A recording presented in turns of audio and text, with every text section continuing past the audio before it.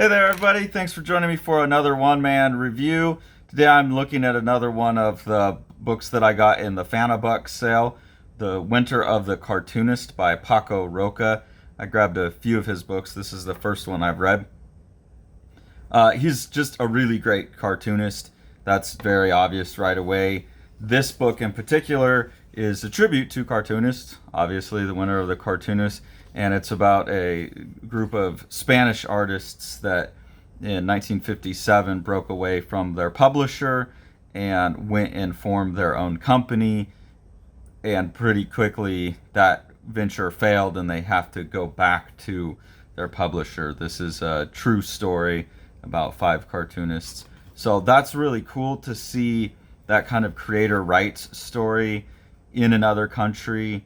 In 57, 58, I think we all in America associate like Image being the first time that really happened and people breaking off and making their own company. I know there's been attempts at creator rights and stuff before that. So it's cool to get a peek at the international version of that, or an international version of that. It's a true piece of comics history. It's just one we're not really familiar with. So that's cool. Like, I like that. I would like to see more of that. I'd like to get more history of comics from around the world. The cartooning in this is fantastic. It's very dead on, though. It's very, I don't want to say deadpan cartooning, but it's very stable camera view. There's nothing like over the top with it. It's just really, really professional, subtle cartooning. I really like this opening sequence, and there's sequences like this throughout the book where he's using the concept of threading. So we have all of these characters here, and then we introduce this character, and we can get rid of that one, and introduce this character, and those characters can go away, and then we add another, and then we can turn the frame, and this character goes away, we add him, and he goes away, you introduce the mailman.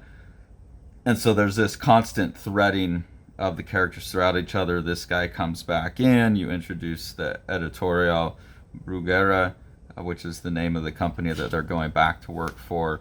And it's just, yeah, it's just excellent storytelling all throughout.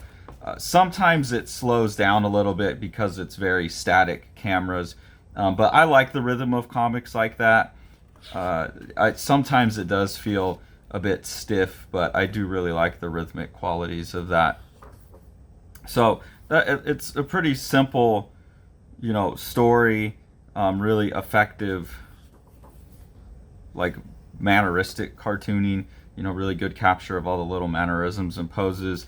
Another device that I really enjoyed in the book is, depending on what year it is and what time of year, it's printed with like different colors in the background. I don't think they're printed on different colored paper. I can see the dots if I look real close, so it's printed on there, but it looks like it's printed on different color papers, so it sets different moods for everything.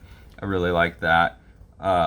This scene here was pretty devastating, where the artists, one of the things that they're fighting for, as artists were doing in America, is the rights to get their art back.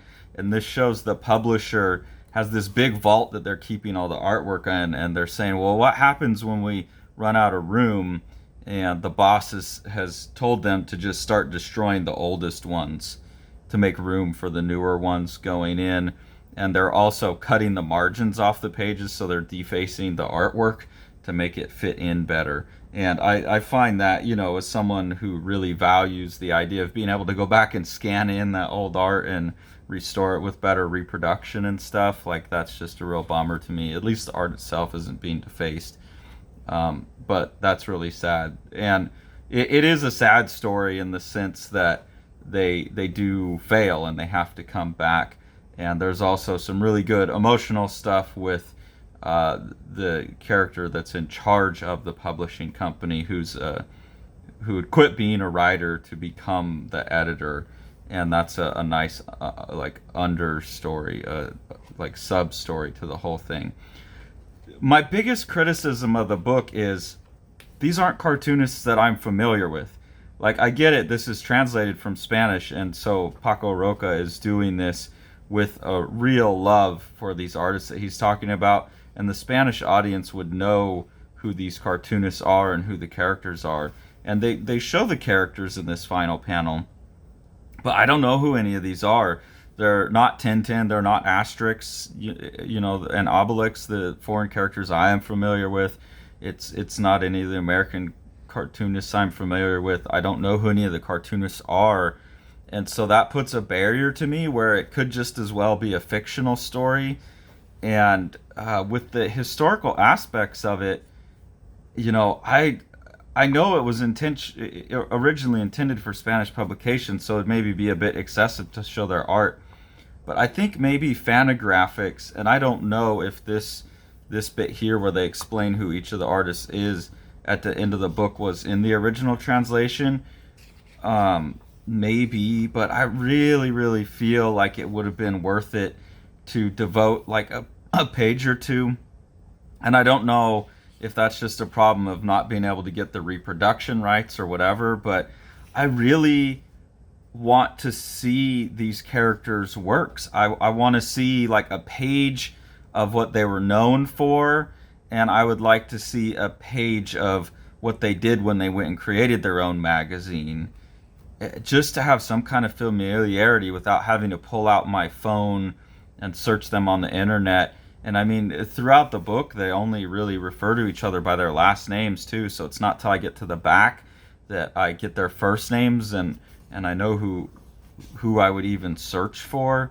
So I really think that's a flaw of the book, or it's something that puts a barrier between me and my ability to really, really care about the characters, because they could just be fictional characters to me. They could just be fake cartoonists that are made up for this story, and I understand that's just a problem of translating something from a country where the history is well understood, but I think it's a problem that Fantagraphics, I don't know if they tried to solve it and failed. They couldn't get the rights, but that would be my only criticism of the book. I would like to know who these people are more. I would love to see their artwork, and I would love to see why they were like the five that left, why they were so good. And I would even love to see the cartoonists they brought in to replace them, to be able to compare. So maybe throughout the story, in between the sections, some of the example cartoons could have got put in, or something. I don't know. But other than that, I really enjoyed the book. I'm looking forward to reading more of Paco Roca's work. Like I said, he's a very, very good cartoonist, very good at subtle mannerisms and things like that. So I'm looking forward to seeing it play out in something that's not historical, maybe something where I don't have that boundary between myself and the characters. Thanks for following along. Take it away, Jack.